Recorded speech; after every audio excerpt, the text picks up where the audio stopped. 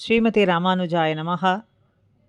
அபூர்வ ராமாயணத்திலே நாரத வால்மீகி சம்வாதம் 12வது கேள்வியாக ஆத்மவான் கஹ என்கின்ற அனுபவத்தை இன்றிலிருந்து தொடர்ந்து நாம் அனுபவிப்போம். கிங்கர சப்தத்தினுடைய அர்த்தம் என்னன்னா, இதுக்கு முன்னே அனுபவித்த ஸ்லோகத்தில் ராமன்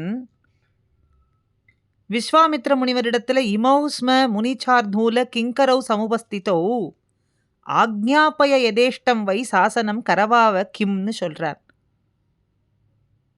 முனி சார்வபௌமரே, நானும் என்னுடைய தம்பி லக்ஷ்மணுமான 2 பேரும் உனக்கு பணிவிடை செய்ய வந்தவர்கள். எப்போதும் உம்முடைய அருகிலே இருக்க நீங்கள் கூசாமல் நாங்கள் இருவரும் கைங்கரியம் செய்ய காத்து கொண்டிருக்கோம், நீங்கள் கட்டளை இட வேண்டும்னு சொல்றார். அதுல இந்த ஸ்லோகத்துல கிங்கர பதம் என்பது மிகச் சிறந்தது. அதாவது என்ன செய்வேன் என்ன செய்வேன் அப்படின்னு கை கூப்பி நிற்கக்கூடியவனுக்குத்தான் கிங்கரன்னு பெயர். கிங்கரன்னா என்னது? என்ன செய்வேன்னு கை கூப்பி நிற்கக்கூடியவன், அல்லது என் செய்தான் அப்படின்னு சுவாமியால புகழப்படக்கூடியவனுக்கும் கிங்கரன்னு அர்த்தம் உண்டு. என்ன செய்யறதுன்னு கையை கூப்பி கொண்டிருக்கக்கூடியவனுக்கு கிங்கரன்னு பேரு. என்ன செய்தீர்னு அப்படி புகழ்ந்து சுவாமியால கொண்டாடப்படுபவனுக்கும் கிங்கரன்னு பெயர். இப்படிப்பட்ட கிங்கரன் அப்படிங்கிற சொல்ல ஏற்றுக்கொண்டு பணிவிடை செய்யக்கூடிய தன்மை தனக்கு உண்டு அப்படின்னு காட்டுறதுக்காக ராமன் விஸ்வாமித்ர முனிவனிடத்துல தன்னுடைய தந்தை இடத்துல வரவழைத்து அவரை தனக்கு துணையாக வேண்டும்படி செய்து கொண்டான் அப்படிங்கிறது நமக்கு நன்னாக தெரியறது. ஆக கைங்கரியம் செய்வது அப்படிங்கிறதுக்கு ஜீவாத்மாவினுடைய தன்மை. அதனால இப்படிப்பட்ட ஜீவாத்மத்துவத்தையும் ராமபிரான் உடையவன் அப்படிங்கிறதுனால ஆத்மவான் அப்படிங்கிறதும் அர்த்தமாகின்றது இங்கே. அடுத்தது ஆத்மா அப்படிங்கிற சொல்லுக்கு தைரியம். முதல்ல பார்க்கும் பொழுது ஆத்மா ஜீவே திருதௌ தேஹே ஸ்வபாவே பரமாத்மனின்னு 5 விதமான பொருள்களை உண்டுன்னு பார்த்தோம். அதில் ஆத்மா ஜீவேங்கிற முதல் அர்த்தம் என்னது? ஜீவாத்மத்துவத்தையும் ராமபிரான் உடையவன் அப்படிங்கிறது முதல்ல தெரியறது. 2வது தைரியம்னா துணிவு. எதற்கும் சளைக்காமல் கொண்ட கொள்கையை நிறைவேற்றியே நிற்க வல்லக்கூடியதான ஒரு மன உறுதி. அதை ராமாயணத்தில் பல இடத்துல நாம் பார்க்கலாம். ஒரு இடத்தை எடுத்துக்காட்டி இங்கே நாம் அனுபவிப்போம். விபீஷ்ண ஆழ்வான் ராவணனாலே திரஸ்கரிக்கப்பட்டு தியக்த்வா புத்திராம்ச தாராம்ச ராகவம் சரணம் கதகான்னு வந்து சேர்ந்த போது வானர வீரர்கள்லாம் பெரும் பகுதியானவர்கள் என்ன சொன்னார்கள்? இவன் ராவணனுடைய தம்பி, இந்த இடத்துல உளவு அறிந்து கொண்டு போகத்தான் வந்திருக்கான், உண்மையான பக்தியோடு இவன் வந்தவன் அல்ல, இவனை நாம் சேர்த்து கொள்ளவே கூடாது, சேர்த்து கொண்டால் குடி கெட்டு போய்விடும் அப்படின்னு பலபடியாக தடைகளை எல்லாம் சொல்லி பிடிவாதமாய் நின்றனர்களாம். அப்போது ராமன் அந்த தடைகளை எல்லாம் மறுப்புரைத்து சரணாகத பரித்ராணம் செய்தே தீருவேன் அப்படின்னு சொன்னான். அப்படி பேசியும் கூட மறுபடியும் சுக்ரீவ மகாராஜன் பல ஹேதுக்களை எல்லாம் சொல்லி இவனை சேர்த்து கொள்ளவே கூடாதுன்னு ஆக்ஷேபித்தான். அந்த ஆக்ஷேபம் குரங்குகளோடு நில்லாமல் லக்ஷ்மணனிடத்திலே கூட அந்த ஆக்ஷேபத்திலே கலந்து கொண்டான். அதை வால்மீகி முனிவர் சொல்றார். ஏவ முக்தஸ்து ராமேன சுக்ரீவஸ்ஸ லக்ஷ்மணஹா உத்தாயேதம் மகாபிரஜ்ஞா பிரணதோ வாக்கியம் அப்ரிவீத்துன்னு. இளைய பெருமாள் உட்பட ச லக்ஷ்மணஹா, சுக்ரீவ ச லக்ஷ்மணஹா அப்படின்னா இளைய பெருமாள் உட்பட பலரும் ஆக்ஷேபித்தார்கள்.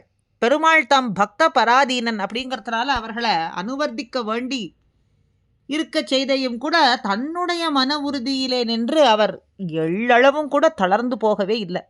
அப்போது அவர் சொன்ன வார்த்தைகள் அவருடைய ஆச்சரியமான தைரியத்தை வெளிக்காட்டுறது. அப்படிப்பட்ட ஒரு ஸ்லோகம்தான். பிசாச்சான் தானவான் யக்ஷான் பிருத்திவ்யாஞ்சைவ ராட்சசான் அங்குல்யக்ரேனதான் ஹன்யாம் இச்சன் ஹரிகணேஸ்வரான். சுக்ரீவனை பார்த்து சொல்றார், இந்த விபீஷணனை நாம் சேர்த்து கொண்டால் நமக்கு ஏதோ பிரளயமான அபாயம் நேர்ந்து விடும் அப்படின்னு நீ நினைக்கிறாய். அப்படி நினைக்க வேண்டாம்.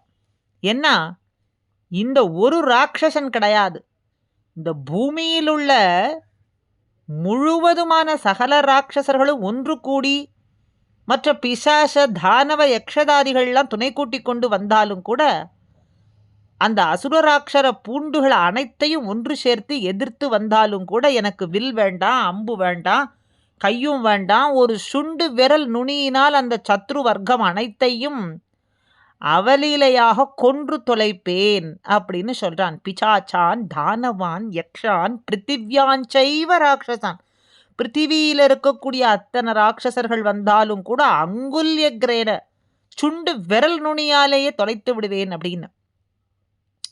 அவலீலைனா என்ன அர்த்தம்? இச்சன், கேவலம் இச்சா மாத்திரத்தினால் அர்த்தம். அப்படின்னா சங்கல்ப மாத்திரத்தாலேயே தொலைத்து விடுவேன் அப்படின்னு அர்த்தம். ஆக இப்படிப்பட்ட தைரியத்தை வெளியிட்டு தம்முடைய உறுதியிலே சிறிது கூட பிசகாமல் நின்றானே, சரணாகத பரித்திராணத்தை முடித்தானே, அப்படிப்பட்ட துணிவு உடையவன் அப்படிங்கிறதுனால ஆத்மவான். ஆக ஆத்மா ஜீவே அப்படின்னு முதல்ல பார்த்தோம். ஆத்மா திருத்தௌ, துணிவு ரெண்டாவது, அதனாலே ஆத்மவான் அப்படின்னு. மூன்றாவது ஆத்மா தேஹே. ஆத்மா அப்படிங்கிறதுக்கு மூன்றாவது பொருள் என்னது? தேகம். தேகமுடையவன் யார் அப்படின்னு கேள்வி. லோகத்தில் தேகிகளாக பிறக்கின்றவர்கள் யாருமே தேகமுடையவர்களாக இருக்கும் பொழுது இப்படிப்பட்ட ஒரு கேள்வி கேட்க வேண்டுமா அப்படின்னு ஒரு சந்தேகம் நமக்கு தோன்றும். உபனிஷத்துகளில் சில மூலைகளில் பகவானுக்கு கை இல்லை, கால் இல்லை, கண் இல்லை, காது இல்லைன்னு சொல்கிறது. அபானீபாதோ ஜவனோ கிரகீதா பஷ்யத்ய சக்ஷுஷஸ் சஸ்ருணோத்ய கர்ணஹா அப்படின்னும் சில மதாந்தரஸ்தர்கள்லாம் பகவானுக்கு செவி, வாய், கண்ணு, மூக்கு, உடல் இல்லை அப்படின்னு பிரவச்சனம் செய்து கொண்டு வரார்கள். அந்த இடத்துல வேதங்களில் சகசிர சீர்ஷா புருஷான்னு பகவானுக்கு ஆயிரமான உறுப்புகள் இருப்பதாக சொல்கிறது.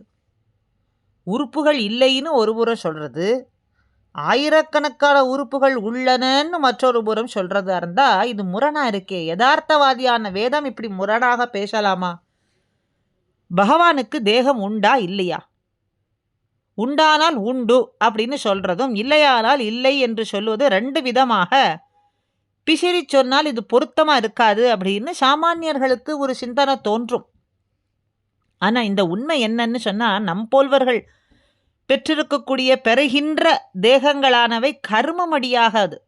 அதாவது புண்ணியம் பாபம்னு ரெண்டு வித பயனாக நாம் பெறக்கூடியது. பகவான் கொள்ளக்கூடிய தேகங்கள் அப்படிங்கிறது கர்ம நிபந்தனம் அன்றிக்கே இருக்கக்கூடியது. இச்சாகிரகீதாபி மதோரு தேகான்னு பராசர மகரிஷி பணித்தபடி அடியார்களினுடைய இச்சையையும் தன்னுடைய இச்சையையும் அனுசரித்து கொள்ளப்படக்கூடியது. அல்லது உயிரளிப்பான் என்னென்ன யோனியுமாய் பிறந்தாய் இவையோர் தலைவான்னு திருவிருத்தத்தில் ஆழ்வார் அருளி செய்தபடி சம்சாரி சேத்தன சம்ரக்ஷணார்த்தமாக கருணையாலே கொள்ளப்படக்கூடியது எம்பெருமானுடைய தேகமாக. பகவானுக்கு தேகம் இல்லை அப்படின்னு சொல்லும் இடங்கள் நல்வினை தீவினை பயனான தேகம் இல்லை அப்படிங்கிறது அர்த்தம்.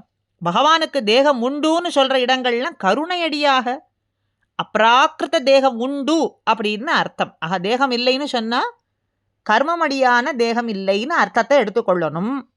தேகம் உண்டுன்னு சொன்னா பகவானுக்கு கருணையடியான அப்ராக்கிருத்தமான தேகம் உண்டுன்னு சொல்றார்கள் எடுத்துக்கொள்ள வேண்டியது. அதை உட்கொண்டு தான் வால்மீகி முனிவர் ஆத்மவான் கக அப்படிங்கும் பொழுது திவ்ய தேகம் உடையவன் யார் அப்படின்னு கேட்டதுக்கு ஆண்களையும் கூட பெண்ணுடை உடுக்கச் செய்ய வல்லும்படியான பரம சுந்தர விலட்சணமான திவ்ய மங்கள விக்கிரகம் உடையவன் யார் அப்படிங்கிற கேள்வி கேட்டதற்கு இதுக்கு பொருத்தமான பதில் யாரிடத்தில் அமையும்? ராமனை தவிர மற்ற யாரிடத்திலே அமையாது. அப்படிங்கிறதுனால ஆத்மா தேஹே என்று மூன்றாவது பொருளையும் பார்த்தோம். நாலாவது பொருள் ஸ்வபாவே, ஆத்மா ஸ்வபாவே, ஆத்மா பரமாத்மனின்ற 4-5 அந்த பொருள்களையும் நாளைய அனுபவத்தில் அனுபவித்து அடுத்த குணத்திற்கு செல்வோம். ஸ்ரீமதே ராமானுஜாய நமஹா.